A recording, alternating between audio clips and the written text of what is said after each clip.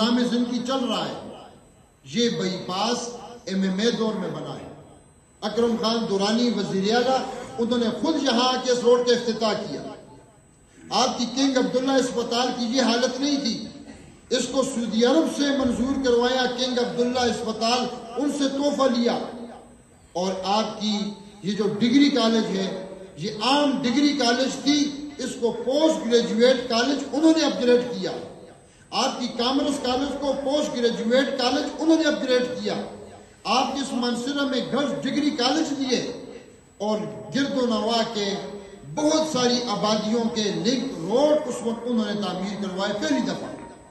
اور ابھی کچھ ماہ پہلے جب اتحادی حکومت تھی تو الحمدللہ اس حکومت کے اندر یہ آپ کا شارع ریشم پچھلے کئی سالوں سے ٹوٹ پھوٹ کا شکار تھا. کوئی نمائندہ اس کے لیے فنڈ منظور کروانے کی پوزیشن میں نہیں تھا. اب جب مولانا فضل الرحمان کے صاحبزادے مولانا اسد محمود وفاقی وزیر مواصلات بنے تو داتا سے لے کر شنکیاری اور وہاں سے چھتر پلین تک 1 ارب روپے سے زیادہ کے فنڈ ہم نے منظور کروائے اور اس روڈ کو عملی طور پر الحمدللہ پائے تکمیل تک پہنچائے. الحمدللہ کام بھی جانتے ہیں, خدمت کی آپ کی یہ علماء زیادہ کر سکتے ہیں اس لیے کہ آپ ان کو آسانی سے پہنچ سکتے ہیں. آپ جن لوگوں کو نمائندہ منتخب کریں گے تاکہ ایسا نمائندہ ہو جس کے ساتھ آپ بات کر سکیں, جس کو آپ فریاد سنا سکیں, اور جس نمائندے کو پہنچنے کے لیے آپ کو فریاد کرنی پڑے تو اس نمائندے کا کیا فائدہ ہے. اس لیے میری آپ سے یہ گزارش ہے کہ الحمدللہ خدمت کے میدان میں بھی آپ کو مطمئن ہونا چاہیے کہ انشاءاللہ ہم آپ کی خدمت دیانتداری کے ساتھ کریں گے.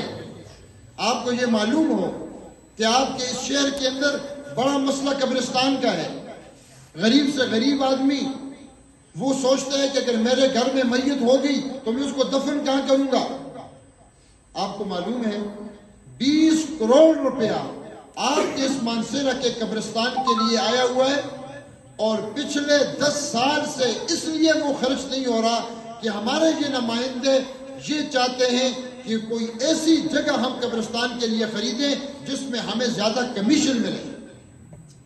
اپنے ذاتی مفاد کی وجہ سے انہوں نے غریب عوام سے قبرستان اور ایک میت سے مردے سے قبر کی جگہ بھی چھین کے رکھی ہوئی ہے اس لیے کہ ہمیں اس کے اندر فائدہ کیوں نہیں ہو رہا.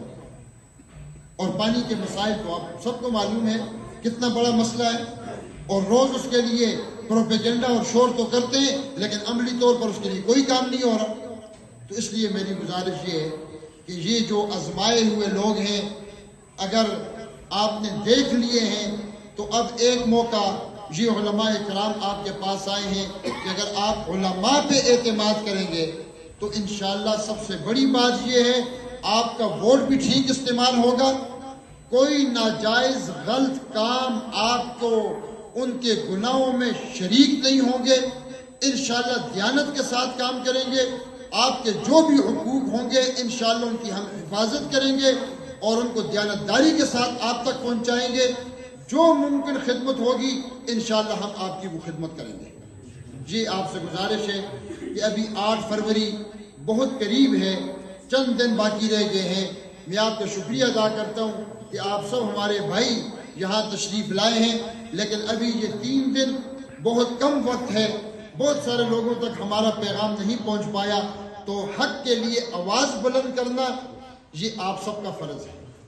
اگر کوئی آدمی غلط سوچ اور فکر کے ساتھ ہے لیکن وہ دندناتا پھر رہا ہے, وہ بڑے شور اور جذبے سے اس کی کمپین کر رہا ہے اور اہل حق صرف اس بات پہ مطمئن ہو گئے کہ میں اپنا ووٹ دوں گا, تو یہ حمایت اور تائید کافی نہیں بلکہ یہ باطل کو راستہ دینے کے مترادف ہے. یہ باطل کو راستہ دینے کے مترادف ہے. ہماری یہ خاموشی دوسرے کو راستہ دے.